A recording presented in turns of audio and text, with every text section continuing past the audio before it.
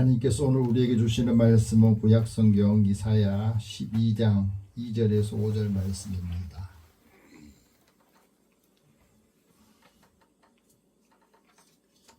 구약성경 982면입니다.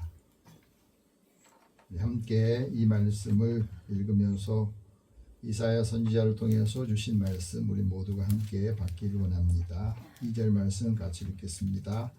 보라, 하나님은 나의 구원이시라. 내가 신뢰하고 두려움이 없으리니 주 여호와는 나의 힘이시며 나의 노래이시며 나의 구원이시니라. 그러므로 너희가 기쁨으로 구원의 우물들에서 물을 기르리로다.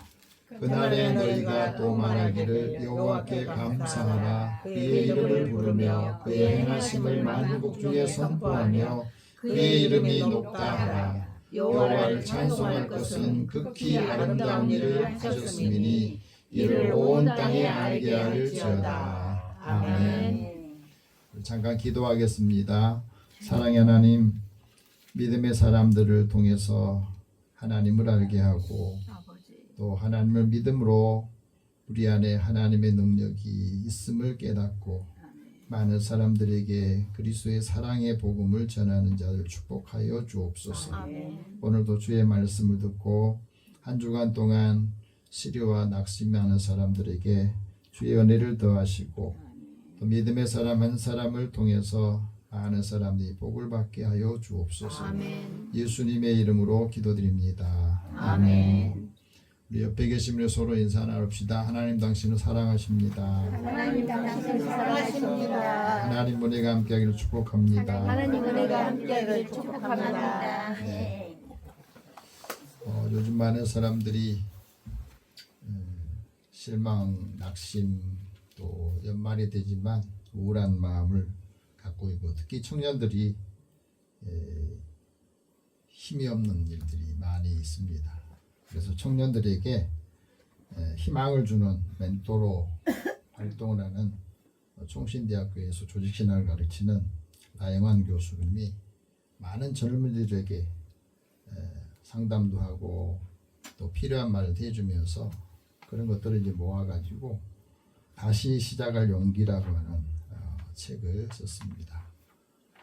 다시 시작할 용기, 주저앉는 나에게 들려주신 하나님의 이야기라고 하는 이 글을 써놨습니다. 이 책에 보면 이런 말이 있습니다. 삶의 방향을 잃고 광야에 선 사람들이 늘 이렇게 생각한대요. 내가 걷는 이 길이 정말 의미 있는 일일까? 나는 다시 일어설 수 있을까? 자영업자들도 그렇고 어려운 사람들이 다 지금 내가 하고 있는 일이 진짜 의미 있는 일이냐, 그리고 나는 다시 일어설 수 있느냐, 이런 생각을 한대요. 이런 생각을 하는 사람들이라면 다시 한번 자신을 바라볼 수 있는 시선을 가져야 된다. 어떻게 해요? 인생의 벼랑 끝에서 하나님을 만나는 경우가 많다는 거예요. 광야와 같은 그런 장소에서 아무도 나를 도와줄 그런 장소에서 하나님의 기적을 체험하기도 한다는 겁니다. 그래서 다시 힘을 얻고 자기 인생을 새롭게 바라볼 수 있는 역할을 한다는 거예요. 올 한 해 동안에 우리가 살아오면서 하나님 여기까지 나를 도우셨다, 나를 인도하시는구나, 그렇게 생각한 사람도 있지만 왜 나는 이렇게 힘들고 어렵고 고단할까, 그렇게 생각한 사람도 있지 않겠어요? 내가 지금까지 살아온 삶을 성공이라고 생각한 사람보다는 실패하고 좌절하는 사람이 더 많다는 겁니다. 그런데 실패하고 좌절 속에서 우리는 우리의 삶을 더 넓게, 더 깊게, 또 이해하는 삶으로 나아가는 그 길이 된다 하는 겁니다. 환난을 겪을 때, 좌절할 때 하나님을 신뢰하면서 나아가는 용기를 갖게 되는 거예요. 벼랑 끝에 있다고 느낄 때에 모든 것이 이제 멈추는 그 시점에, 막막한 시간에, 순간에 멈춤이라고 하는 것은 이제 거기에서 끝이 아니라 다시 시작이라 하는 겁니다. 12월 이제 마지막이 되면은 끝이 아니라 다시 시작을 준비하는 기점이 된다 하는 이야기예요.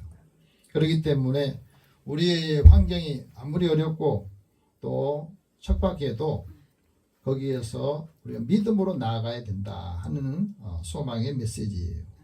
하나님 말씀을 믿고 순종하면서 두려움을 극복할 때 그 두려움이 나를 옴짝달싹 못하게 할 때에도 두렵지만 한 걸음 내딛는 것이 믿음이라고 하는 것이요. 그 한 걸음 한 걸음을 내딛어 나아갈 때 우리가 앞서 나가고 앞으로 나아갈 수 있다 하는 거예요. 내 일이 별것 없는 일이다 그렇게 생각할 때에도 내 삶이 그렇게 유명하지 않고 화려하지 않는다 할 때도 변하지 않는 것은 우리가 작은 순종, 사랑에서부터 모든 일을 시작한다고 하는 것. 그 일이, 그 순종이 내 삶을 바꾸고 내 인생을 바꾼다고 하는 사실이에요. 우리가 살아가면서 먹고 사는 일이 어렵다 힘들 때에도 작은 것을 먹고 그 안에서 우리가 소망을 갖고 가슴 뛰게 하는 일들 할 때에 그 연약함이 도리어 하나님의 능력을 체험할 수 있는 기회가 된다 하는 것이에요. 세상에 희망이 없다고 할 때도 사람들은 절망이 우리를 마음을 힘들게 할 때도 믿음의 사람들은 하나님의 영광을 볼 수 있는 그 삶을 살아야 된다 하고 말합니다. 아멘. 오늘 우리가 살아가면서 주님 앞에 드릴 것이 없다 그럴 때에도 복음을 받은 사람들은 작은 자의 그 꿈을 꾸게 하면서 새 일을 경험하고 우리가 복음을 통해서 미래의 삶을 선사해 줄 수 있는 역할을 하라는 메시지입니다. 아멘. 자, 우리 인생에 살아가면서 나도 어느 순간에 벼랑 끝에 서 있다 그렇게 느낀 적이 있습니까? 요즘 많은 일을 하는 사람들, 자영업자들이 특히 경영난에 허덕이면서 벼랑 끝에 몰려 있을 때 나 홀로 장사를 하고 있다 그런 푸념을 많이 한대요. 그 사람들이 어려워지면 일자리가 줄어들게 되고 일자리가 줄어들면 많은 곳의 소비들이 줄어들면서 이게 악순환에 빠지기 쉽습니다. 그래서 녹다운에 걸려서 일하는 사람들이 이렇게 말합니다. 아프니까 사장이다. 사장은 사장인데 힘들다는 거예요. 우리가 살아가면서 그래요. 오늘 그리스도인도 마찬가지죠. 예수를 믿는다, 교회를 나간다 그러는데도 방황하는 사람이 너무 많다고. 언제까지 불투명한 이 미래의 삶을 내가 살아야 되는가. 그러니까 우리가 살아가면서 어디에서 소망을 가져야 되고 또 다른 사람에게 소망을 줘야 되는가. 올해 105세 인생을 살고 있는 철학자 김영숙 교수님이 이런 말을 했습니다. 건강이 왜 필요합니까? 한번 물어보세요. 나는 왜 건강이 필요할까? 이분은 건강이 필요한 것은 일하기 위해서 필요하다. 그러면서 내 인생에서 무언가 의미 있는 일을 계속할 수 있도록 나를 관리하는 것이 건강을 관리하는 거래요. 일하는 사람이 더 건강하고 노는 사람이 더 건강하지 못하더라는 겁니다. 공감한지 모르겠습니다. 목표 없이 사는 사람보다 할 일이 있는 사람이 더 오래 가더라는 거예요. 자신 해보니까. 그러면서 일을 할 때 이분은 항상 자기의 에너지의 90%만 쓴답니다. 우리는 100% 다 쓰려고 하니까 녹다운이 되는 거고. 이분은 항상 일을 할 때 자기 에너지의 90%만 써야 10%가 남겨 있어야 얘 충전이 다시 되더라는 거예요. 새겨들을 만해요. 105년까지 살아보면서 자기가 경험한 이야기예요. 내가 그 일, 어떤 일을 하려고 할 때 나는 90%만 사용하고 10%는 남겨놔야 충전이 더 빨리 되더라는 겁니다. 그러면서 방전되지 않고 장수한 에너지를 관리하는 법을 배워야 되고 일과 사명에 대한 열정이 자기 몸을 지탱해 주더라. 멋지게 늙는 사람이 있고 버티며 늙는 사람이 있는데 이건 차이가 있다는 거예요. 여러분 어떻습니까? 나는 멋지게 나이 들어가고 있습니까? 아니면 버티고 어쩔 수 없어서 살아가는지, 그건 차이가 있다고 하는 거예요. 건강은 오래 살기 위해서가 아니라 내 일을 끝까지 일을 감당하기 위해서 필요하다는 거예요. 이런 생각을 하니까 이분은 105년을 건강하게 지금도 저술활동하면서 많은 사람들에게 인생의 좋은 자가 되어서 살고 있다고 하는 겁니다. 우리 모두도 다른 사람에게 조언하면서 활력 있는 삶을 살기를 바랍니다. 인간의 삶의 부조화라고 하는 거 절망적일 때가 항상 있습니다. 하지만 사람의 행복은 그 사람의 생각에 달려있다 하는 거예요. 한번 따라해봅시다. 사람의 행복은 그 사람의 생각에 달려있다. 그 사람의 생각에 달려 내 생각에 내 행복이 달려있다는 거예요. 내가 지금 어떻게 생각하느냐, 지금 현재 상황을 어떻게 바라보고 어떻게 생각하느냐에 따라서 행복이 있고 불행하는 것이 거기서 결정된다는 말입니다. 고대 그리스 철학자인 플라톤은 이런 말을 했습니다. 부족함을 느끼는 삶이 행복한 거다.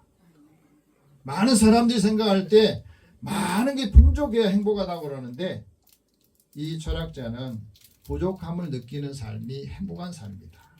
부족한 듯 해야 된다는 거예요. 우리가 살아가면서 행복은 내가 서 있는 자리에 있는 것이고, 행복하려면 지금 나에게 없는 것과 잃어버린 것을 이제 내가 내려놓아야 된다는 거예요. 없는 것 가지고 생각하고 잃어버린 걸 자꾸 생각하니까 행복하지 못하는데, 이미 잃어버린 거나 없는 것은 생각하지 말고 이제 내가 지금 있는 것 가지고 어떻게 활용할 것인가, 살아갈 것인가 생각할 때 행복한 삶이 있다고 하는 거예요. 내가 좋아하는 일을 하고 가치 있다고 여기는 일을 하는 거. 그러면 혼돈 속에서도 내가 환경을 바꿀 수 있는 힘이 생기더라 하는 겁니다.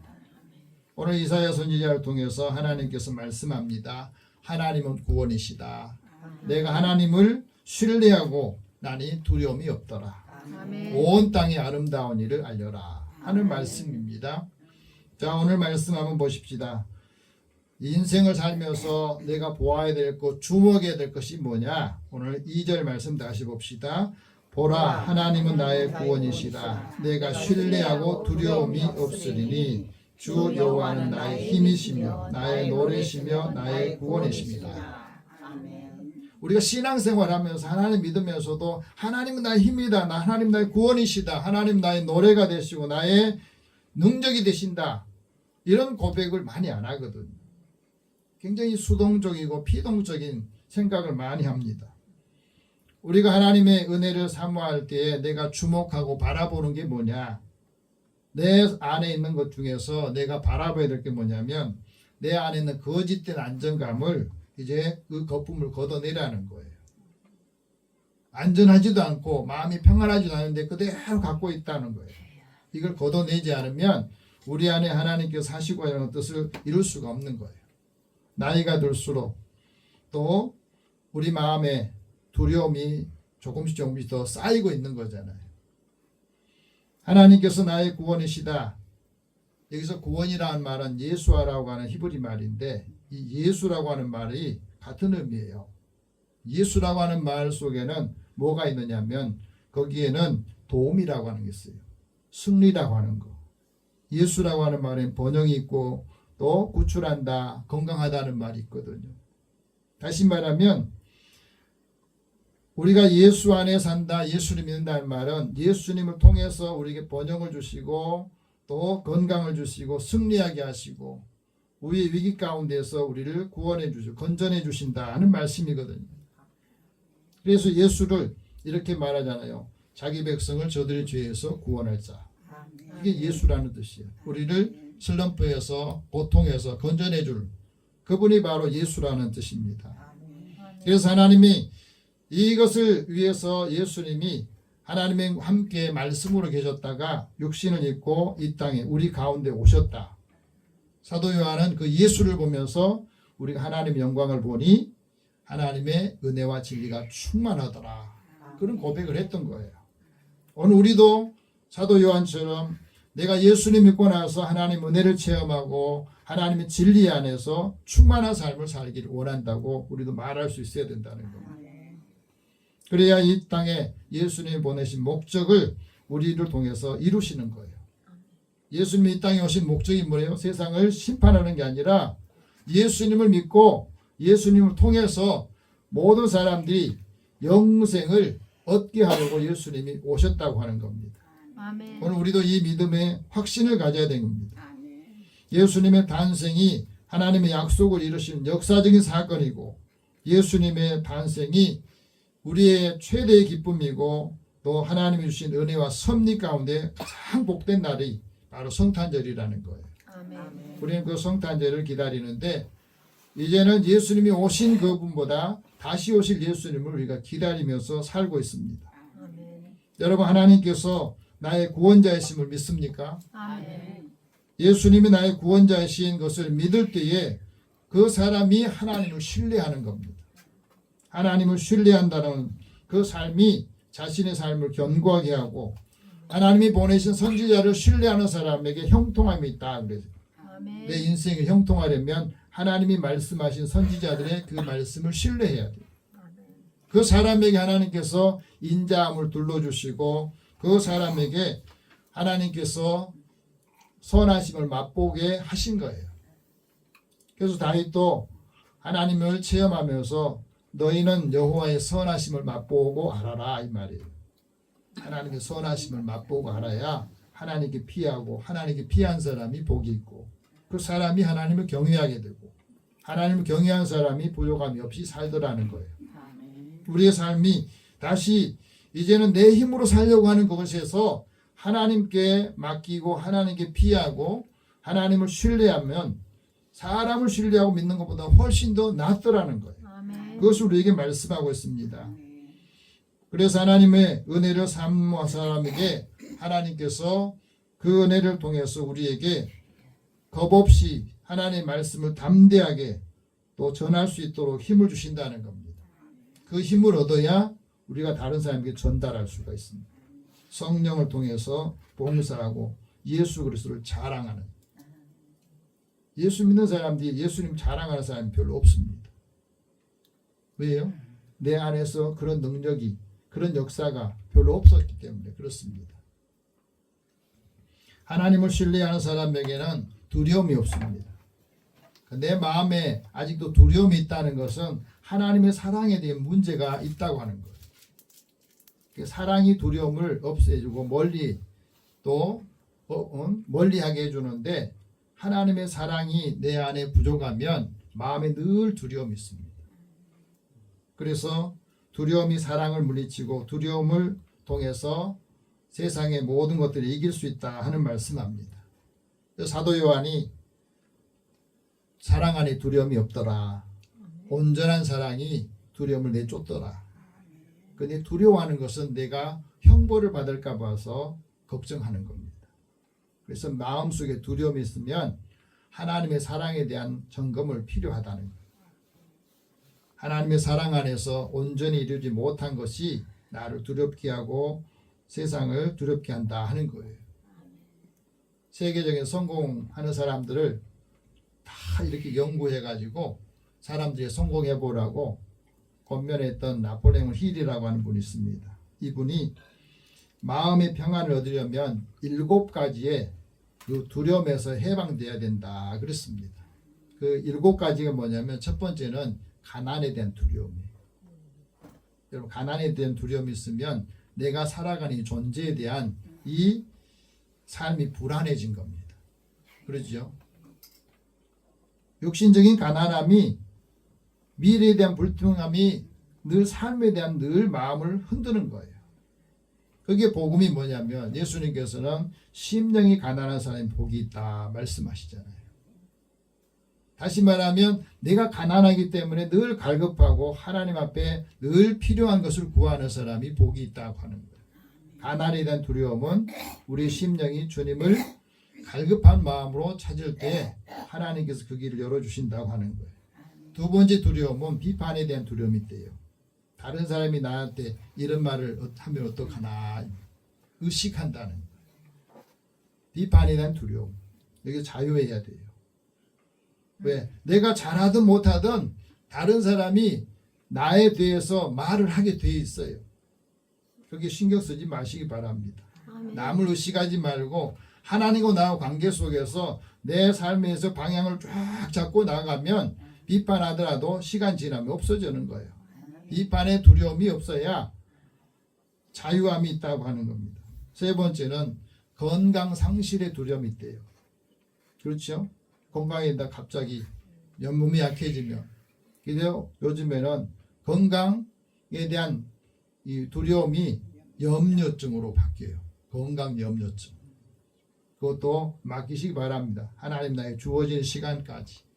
하나님께서 나에게 주어진 시간까지 살겠다.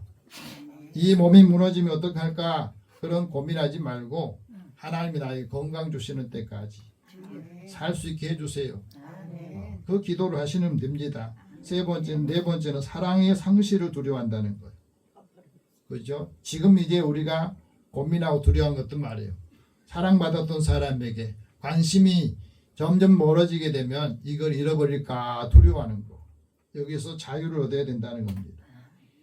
사랑에 대해서 관심에서 이해로 소유에서 존중으로 바꿔야 사랑에 대한 두려움이 없어진다. 다섯 번째는 노년의 두려움이 있대요. 근데 다 늙어가잖아요. 근데 같이 늙어가는데 생각이 다르다는 겁니다.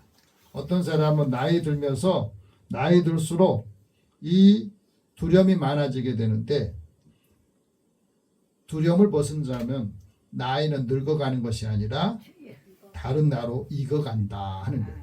다시 말하면 조금씩 더 성숙해진다. 잠언 기자 말하잖아요. 백발이라고 하는 것은 영광이다. 우리 삶에 있어서 다른 사람에게 그 인생의 경험을 들려줄 수 있다고 익어간다 하는 거예요. 여섯 번째는 죽음의 두려움이 있다는 겁니다. 그런데 우리는 영생을 확보한 사람들이잖아요. 그래서 죽음은 끝이 아니라 더 긴 여행의 쉼표다 생각하면서 두려움을 벗는다는 것. 일곱 번째는 실패와 죄책감의 두려움이 있대요.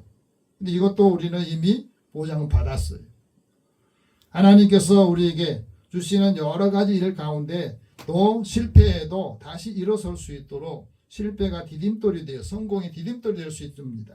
그래서 할 수 있는 일은 지금 시작하고 또 인생은 짧지만 시간은 기다려주지 않지만 지금 내가 시작할 때에 거기서부터 새로운 일을 하게 된다 하는 겁니다.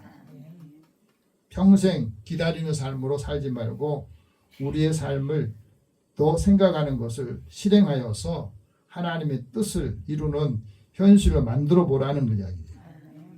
여러분, 하나님이 빛이 우리 마음에 어두운 마음이 비추면 우리 마음이 밝아지게 되어 있어요. 근데 이 빛이 비추지 않으면 생각이 어둡게 되거든. 생각이 번거로워지. 여기에 있는 거죠. 생각이 번거로워지면 우리 마음의 두려움과 떨림이 항상 우리 마음에 있을 때 우리 모든 뼈가 흔들린다는 거죠. 잠언 기자가 말하잖아요. 우리 마음에 근심이 있으면 뼈도 흔들린다고. 뼈도 상하게 된다고. 하나님을 신뢰한 사람에게는 하나님께서 평안함을 주고 두려움이 없게 하신대. 왜? 하나님의 매가 그 위에 있지 않다는 사실을 확신하기 때문에.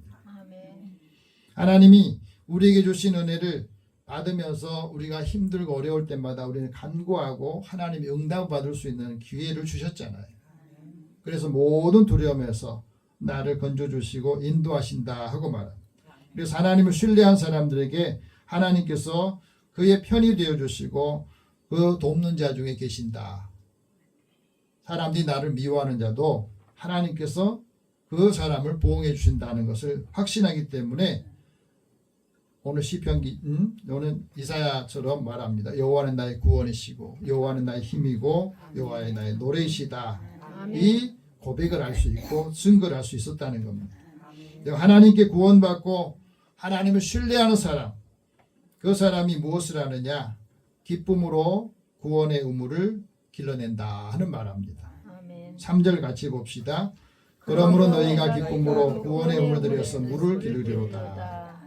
기쁨이란 말은 우리 삶의 마음에 쾌활함이 있고 반가움이 있고 즐거움이 있다.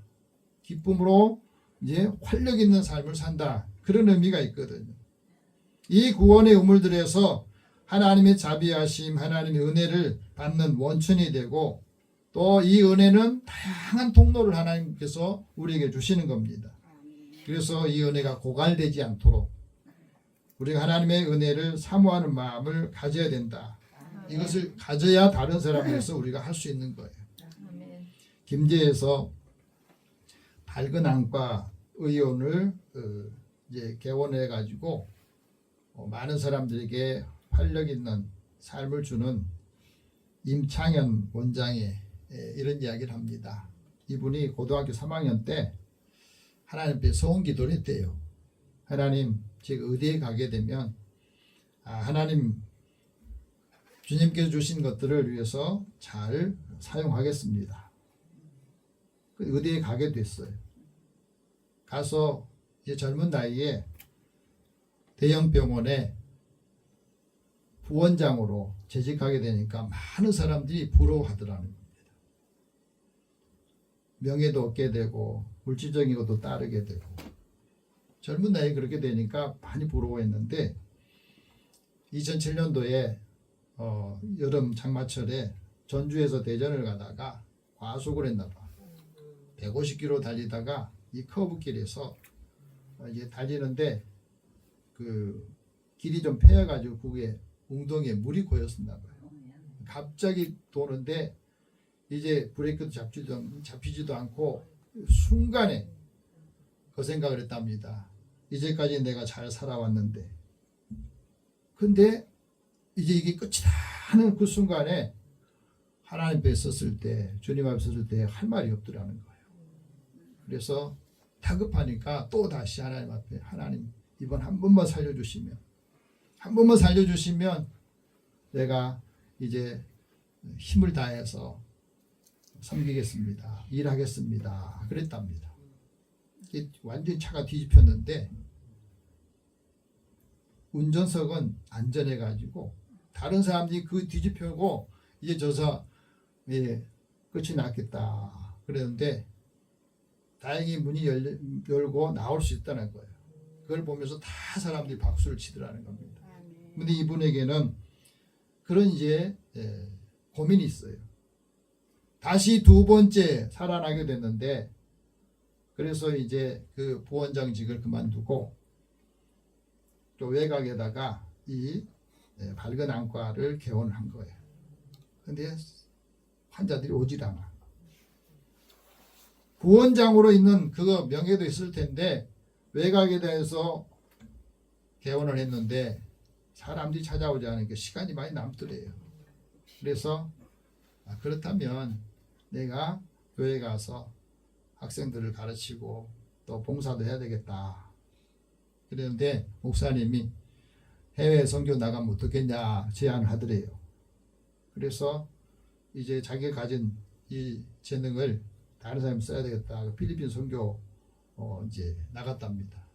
가서 한 번도 안과 진료 받아보지 못한 사람들 진료해주고 또 배고픈 아이들 먹을 것 주고 그러면서 너무너무 기쁨이 있고 돌아와서도 시간이 나는 대로 봉사활동을 하고 또 아이들한테 직업교육, 글쓰기 교육을 가르쳤다고 합니다.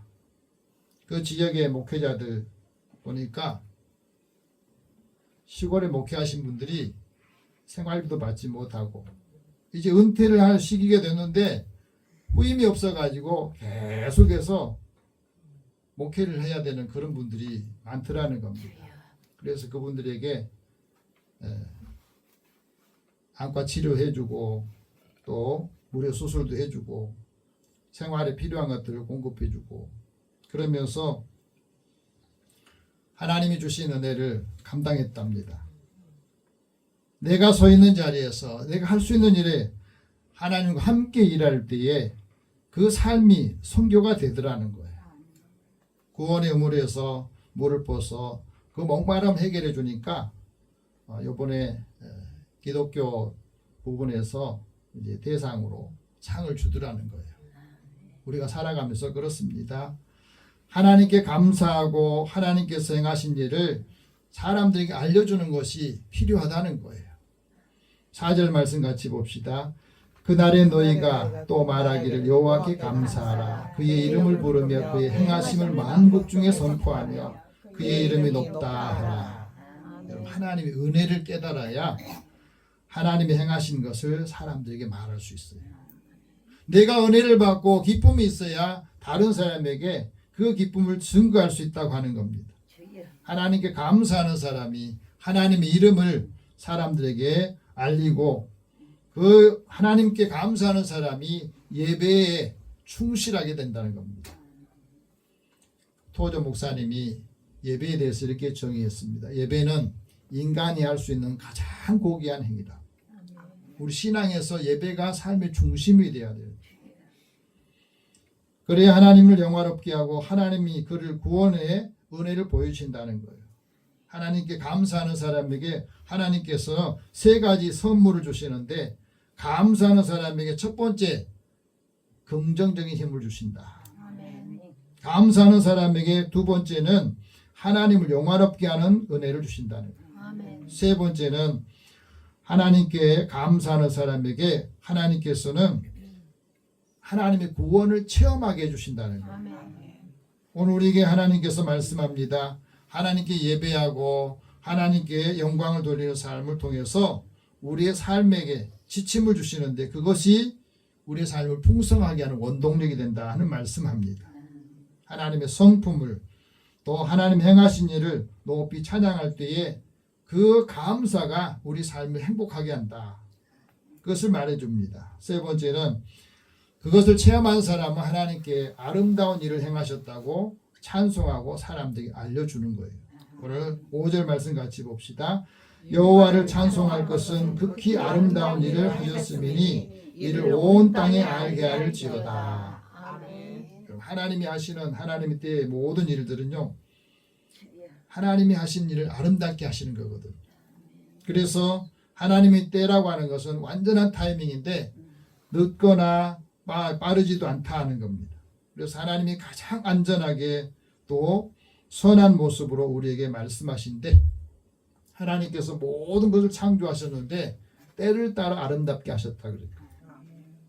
때를 따라 모든 피조물들이 존재하고 살아가는 것이 아름답게 하시는데 사람에게는 영원을 사모하는 마음을 주셨어요. 그런데 하나님이 하시는 처음과 나중 끝은 측량할 수 없도록 하셨다. 그래서 우리는 이것을 알고 있을 때 하나님이 하늘의 보고를 열어주시고 땅에 비를 내리시고 그가 손을 하는 모든 일에 복을 주신다고 말씀합니다. 하나님을 찬양한 이유가 뭡니까? 하나님께서 아름다운 일을 행하셨다는 것을 체험했기 때문에 그렇습니다. 그게 바로 우리가 예수를 믿고 하나님의 자녀가 되는 권세를 얻는 삶을 살고 있는 것이 우리에게 주신 축복이에요. 그래서 사도 바울도 이것을 깨닫고 난 다음에 믿음의 아들 디모데에게 말하잖아요. 예수를 통해서 우리에게 성령을 풍성히 부어주셔서 그의 은혜를 힘입어서 의롭다 하심을 입어 영생의 소망을 따라 상속자가 되었다. 그 상속을 우리가 받은 것을 이제 증거하라 하고 말합니다. 하나님 믿는 사람들이 선한 일을 하여서 또 아름답게 다른 사람에게 유익을 주는 역할을 감당하라 하고 말합니다. 하나님을 찬양할 때 우리 안에서 하나님의 은혜가 더 풍성해지는 삶을 산다고 우리에게 말합니다. 그래서 찬송가 작사자는 뭐냐면 주 하나님 지으신 모든 세계 그것을 보면서 하나님이 함께 하시는 거 또 하늘의 별들뿐 아니라 모든 세계가 하나님의 영광을 위해서 아름답게 사람들에게 모든 피조물들을 주었다고 찬송하지 않습니까? 이제 하나님의 아름다움을 본 사람들이 살아가는 삶의 가장 중요한 것은 내가 하나님의 은혜로 삽니다. 하나님이 덕을 보았습니다. 그 복은 사람들이 다른 사람이 전해주는 역할을 감당한다 합니다. 이제 우리가 예수 안에서 예수님이 다시 오심을 기다리면서 이제 온 땅의 많은 사람들에게 하나님이 행하신 일을 증거하는 믿음의 삶을 살기를 축복합니다. 기도하겠습니다. 사랑의 하나님, 주의 은혜를 사모하고 사랑하는 자들을 부르셔서 이제 하나님의 자녀로서 권세 있게 살기를 원합니다. 하나님의 말씀을 듣고 믿음의 사람들이 형통한 삶을 살면서 하나님께 행하신 나에게 믿음의 사람들 행하신 아름다운 일을 전하게 하여 주옵소서. 전하는 자의 발걸음이 아름답다 하신 그 말씀을 이루어 주옵소서. 예수님의 이름으로 기도드립니다. 아멘.